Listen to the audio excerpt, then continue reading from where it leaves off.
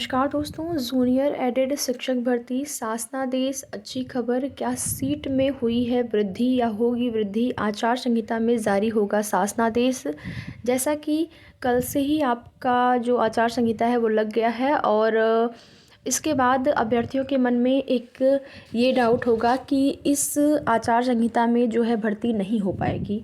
तो आप सभी को यहाँ पर क्लियर कर दें जो भी चीज़ें हैं कि आपकी भर्ती प्रक्रिया आगे बढ़ेगी या नहीं इस विषय में। साथ ही साथ सीटों की वृद्धि को लेकर अभ्यर्थी लगातार पूछते रहते हैं कि क्या कुछ अपडेट है सीटों को लेकर। तो जैसा कि आपको पहले ही बताया गया था सीटों की संख्या को लेकर जो भी स्थिति है, देखिए ये जो भी आपको 4000 सीटों के बारे में बताया गया है या फिर 6000, तो 6000 तो आप सभी जानते हैं कि अधियाचित पद हैं और शासन के जो भी अधिकारी लोग हैं उनका भी यही कहना होता है कि हम अधिकतम पदों पर आपका शासनादेश जारी हो, इसके लिए जो है प्रयास किया जा रहा है। बाकी सीटों की संख्या में वृद्धि को लेकर आप देखेंगे शिक्षा निदेशालय से भी शासन को पत्र लिखा गया था। आपने अगर देखा होगा तो एक लेटर जो है वायरल हुआ था जिसमें कि जैसे कि बहुत सारे अभ्यर्थी हैं उनका ये कहना होता है कि सीटें नहीं बढ़ेंगी, सीटें उतनी ही रहेंगी, 1894 पद पर ही शासनादेश जारी होगा। आप लोग कहाँ से बता रहे हैं? कुछ ऐसे कमेंट भी आते हैं। तो आप सभी को बता दें, देखिए जो भी सीटों की संख्या में वृद्धि को लेकर चीज़ें बताई जाती हैं वो अपने आप से आपको नहीं बताई जाती हैं। कहीं न कहीं अधियाचित पद 6000 आप सभी जानते हैं, इसको सब लोग जानते हैं।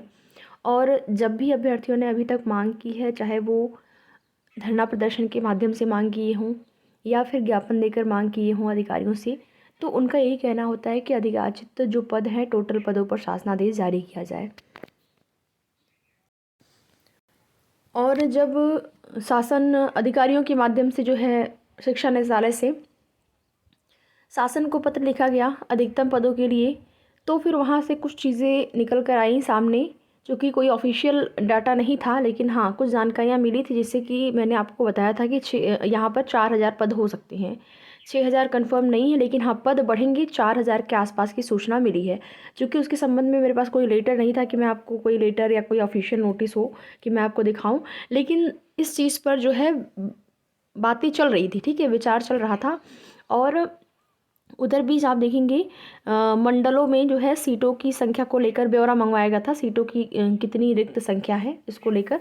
तो इन सारी चीज़ों से ये स्पष्ट होता है कि अगर मान लीजिए केवल 1894 पदों पर ही इन लोगों को भर्ती पूरी करनी होती, तो उतने पदों पर अब तक आप लोगों की भर्ती प्रक्रिया जो है स्टार्ट हो गई होती या फिर कुछ ना कुछ आपको देखने को मिलता।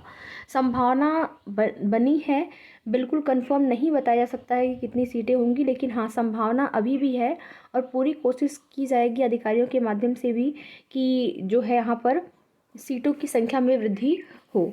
बाकी देखिए आपकी भर्ती में जो भी चीज़ें अभी तक आपको पता चली हैं कि भर्ती प्रक्रिया आपकी गतिमान है, चल रही है। अधिकारियों ने ये आश्वासन दिया था जब अभ्यर्थी धरना प्रदर्शन करने गए थे, तो अधिकारियों ने ये आश्वासन दिया था कि उन लोगों की जो भर्ती है आपकी, वो अभी सारा प्रोसेस चलता रहेगा और चुनाव के बाद जो है आपकी भर्ती में शासनादेश आपको देखने को मिलेगा या फिर भर्ती प्रक्रिया आपको आगे जो है देखने को मिलेगी।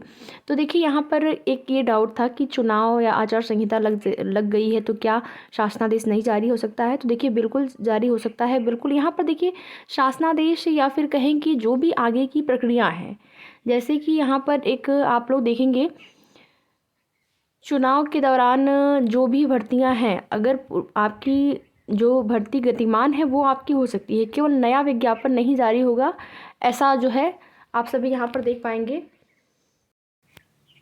जो आपका रेगुलर रिक्रूटमेंट है वो आपका कंटिन्यू रहेगा, ठीक है, इसमें कोई समस्या नहीं है, यानी कि प्रक्रिया आगे बढ़ाई जा सकती है। अब कैसे बढ़ाएंगे ये आयोग के आपका जो यहाँ पर चाहे शिक्षा निदेशालय हो या फिर आपका SCRT लखनऊ, तो ये लोग कैसे करेंगे अब ये लोग जाने, लेकिन हाँ संभावना है बिल्कुल कि इस आचार संहिता में भी आपकी भर्ती जो है वो हो सकती है, ठीक है। प्रोसेस हो सकते हैं, वो अलग बात है कि लास्ट में नियुक्ति पत्र वितरण समारोह करना होता है तो वो होगा या नहीं, लेकिन प्रक्रियाएं जो हैं हो सकती हैं। जो भर्तियां गतिमान हैं वो हो सकती हैं, हाँ नया विज्ञापन कोई नया रिक्रूटमेंट जो है वो नहीं जारी हो सकता है, तो संभावना है। बाकी देखिए अभी तक ऐसी कोई भी कंफर्म अपडेट या फिर ऑफिशियल नोटिस नहीं जारी हुई है। आप लोग हमेशा पूछते रहते हैं कि कुछ कंफर्म बताइए, तो अभी कंफर्म कुछ भी नहीं बताया जा सकता है। जब तक कि आप लोगों को एक अंतिम रूप से ऑफिशियल कोई लेटर या ऑफिशियल नोटिस ना देखने को मिले, तब तक अपने से कुछ नहीं बताया जाएगा। हाँ, लेकिन संभावना है कि इस दौरान भी आपकी भर्ती हो सकती है। बाकी अन्य भर्तियों से संबंधित कुछ अपडेट अगर आपके काम का हो तो आप लोग देख लीजिएगा। पेपर लीक की एक घटना ने बिगाड़ दिया आयोग का परीक्षा कैलेंडर। स्टाफ नर्स एवं सहायक नगर नियोजक की मुख्य परीक्षाओं का टलना भी तय। यहाँ पर देखेंगे आरओ पेपर लीक की घटना के बाद जो है अब तक 5 परीक्षाएं जो हैं वो स्थगित कर दी गई हैं और आचार संहिता में फंसी आयोग की 5 भर्तियाँ। तो जैसे ही आरओ का पेपर लीक हुआ उसके बाद कई भर्तियाँ जो हैं वो आप देखेंगे परीक्षाएं टल रही हैं और पूरा का पूरा एग्ज़ाम कैलेंडर इससे प्रभावित हुआ है। नया एग्ज़ाम कैलेंडर आपको बहुत जल्द देखने को मिलेगा, ऐसा भी बताया जा रहा है। बाकी यहाँ पर आप सभी देख पाएंगे 14 महीने बाद भी नहीं लगाया गया। गैंगस्टर परीक्षाओं में सेंधमारी करता रहा मास्टरमाइंड।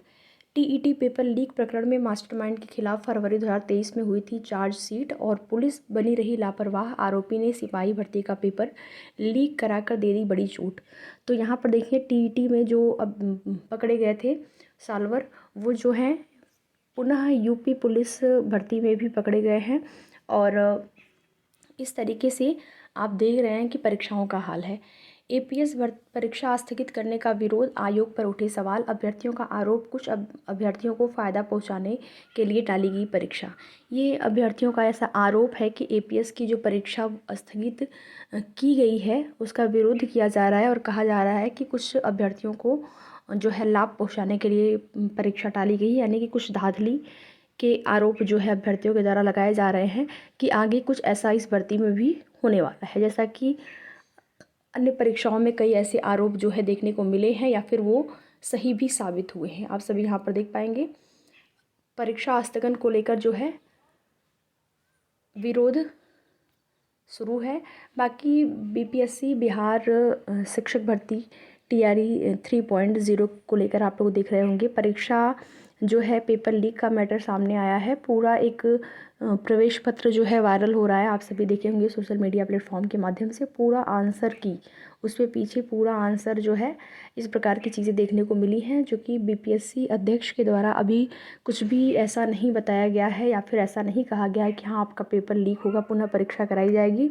बीपीएससी की तरफ से यही कहा जा रहा है कि पेपर जो है वो पारदर्शी तरीके से संपन्न हुआ है और पेपर लीक की जो भी खबर सोशल मीडिया पर देखने को मिल रही हैं या फिर बताई जा रही हैं वो बिल्कुल फेक है और उसमें कोई भी सत्यता नहीं है। बीपीएससी अध्यक्ष का ये कहना है। बाकी देखते हैं आगे क्या होता है, लेकिन जिस प्रकार से चीज़ें देखने को मिल रही हैं, पेपर लीक का जो मैटर सामने आ रहा है उस हिसाब से ऐसा लग रहा है कि पेपर जो है वो पुनः से कराया जा सकता है, यानी कि पेपर लीक के अब अगर साक्ष्य मिल जाएंगे और आयोग संतुष्ट हो जाएगा तो हो सकता है कि पुनः से परीक्षा कराई जाए।